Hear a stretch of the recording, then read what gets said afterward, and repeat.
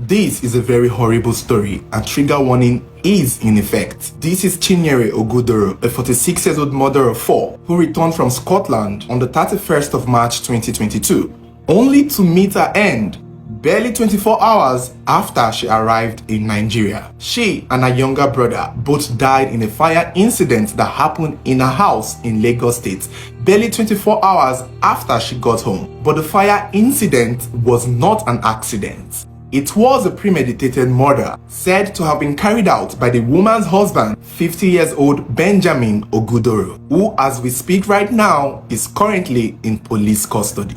So what really happened? Why did this man decide to kill his wife and his in-law in the manner he did? Although different sources had different explanations, but from what I gathered, Chinyere and her husband used to live in Lagos until 4 years ago when Chinyere went to Scotland to chase a master's degree. After obtaining her degree there, she decided to settle there and opened a business there. It was said her visa allowed her to move into Scotland with her entire family, in which she did. Chinyere and her 4 children, along with her husband at the time, moved to Scotland. However, it was said that after a few years, Benjamin came back to Nigeria. Before this, it is important to know that their marriage was not exactly all beds and roses. Some sources claimed that at the time in their marriage, they used to be in constant fights. There was even a particular fight where he used the machete to almost hit her, which caused them to separate for a period of time before getting back together before traveling to Scotland. So it's important to know that their marriage was not exactly all bed and roses from the onset. They have a history of turmoils. So when Benjamin left his wife and children in Scotland and came back to Nigeria, people figured maybe they had a fight again, but no one really knew what the fight was about. But a particular source did claim that Benjamin came back to Nigeria to secretly sell off the house that they have in Lagos. He wanted to sell off the house without her knowledge. However, in the process of trying to sell off the house, he got a very big shock of his life. One, some sources claimed, led to this tragedy. When Benjamin wanted to sell their property in Lagos, he discovered that the house did not have his name in it. It was only Chinyere's name that was listed in the documents of ownership of the house. It was said that Benjamin was stunned. Benjamin was shocked. Benjamin was disappointed that the house only had his wife's name.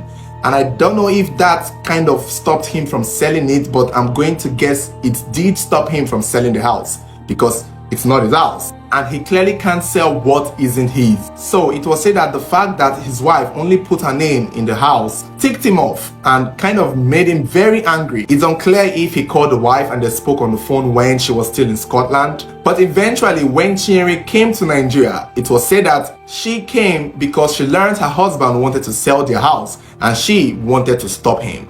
It wasn't as if she came for a vacation because her children are still in Scotland. So her trip down to Nigeria was to stop the husband or was to confront the husband about selling their house. And it was clear that her and her husband were not in talking terms because when she arrived in Lagos, it was her younger brother that came to pick her from the airport. I would think her husband would have come to pick her from the airport, but it was the younger brother, Ifeanyi, that came to pick Chinyere from the airport. So when Chinyere landed in Nigeria on the 31st of March, she went straight to their house in Lagos, I think the same house that they wanted to sell.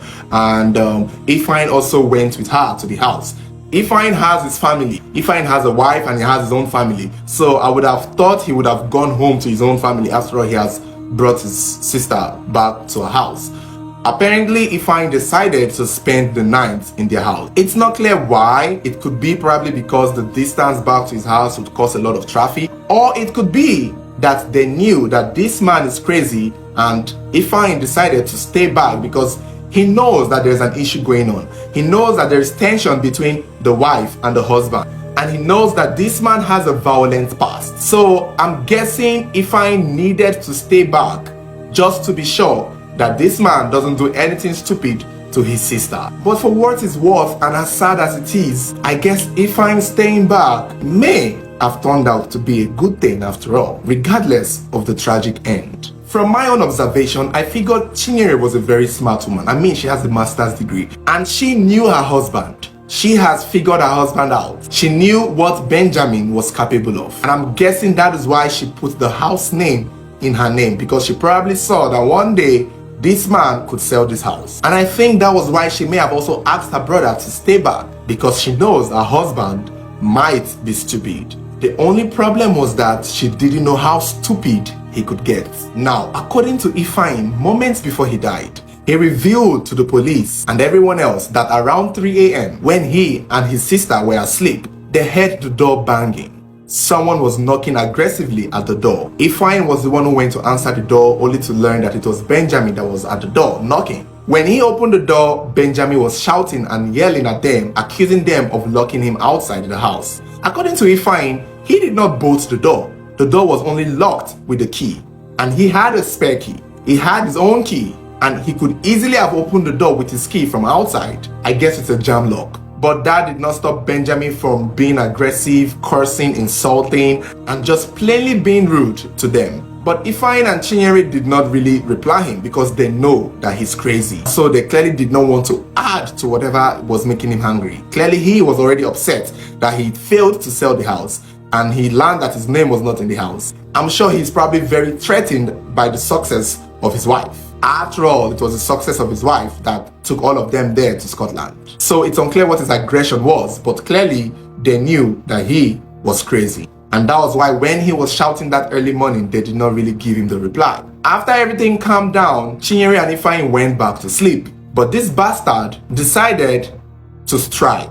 It was said he first went out in the compound to turn off the water supply. Then he went to the generator house, got the gallon of fuel, came into the room, doused them both with the petrol and lit them on fire. I don't know if they slept in one room or if it was a closed room or if it was like a shared room or if it was if he went to one's room and went to the other person's room. But since I think he came to literally protect his sister, I'm guessing he was in her room, which would make it easy for him to douse them both with petrol. After he set them both on fire, he ran out of the door and locked it from outside. And then after a moment of seeing that they were both struggling inside the house to find help, to come out, running to the bathroom to quench the fire, but no water was running into the house. And then Ifeanyi, with his body on fire, struggling to open the door so he could come out for help, but couldn't. That was when Benjamin began shouting, "Help, help," calling attention from the neighbors, seeking help as though he had just escaped out of the house. And when the neighbors came, they couldn't break through the door. And when they tried to get water in the compound, they noticed the water wasn't rushing. But eventually, Ifeanyi was able to break out of the house, caught up in fires, and then the people around there helped him up. He was badly burnt, but he was still alive.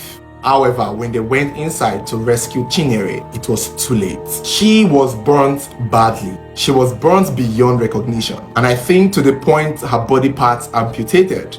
Her burns were very bad. Soon afterwards, ambulance came and he was placed in the ambulance. While he was there, I guess the police came and people came around and he told them everything that happened. And after he finished saying everything, he died. Some sources did say that he was taken to the hospital and, after receiving treatment, he just couldn't make it. But the good part is that he was able to tell the police, he was able to give a dying declaration of who actually caused the fire. And with that, Benjamin was instantly arrested. I think Benjamin thought they were both going to die and he was going to act like, he was the one who escaped. I'm sure he was really disappointed to see that Ifeanyi still had a little life in him to expose him. So the incident is very unfortunate. It's unclear if he's admitting to it yet, but I doubt he would. And the family of both Chinyere and Ifeanyi are calling for justice, which I think they will get. He clearly seemed to have a motive, and thank goodness Ifeanyi gave his dying declaration. My only problem is, I feel like Chinyere knew her husband. I feel like Chinyere should have known how far he could go. Hopefully should have just stayed in a hotel, because any man who can carry cutlass to want to hit his wife is definitely capable of setting her on fire. The signs were there. She should have left this man long before now. She was clearly doing fine on her own. She clearly did not need this man. But let me know your thoughts. Let me know what you think of this tragedy. Do you think this was something that could have been avoided? Let me know what you think in the comments below.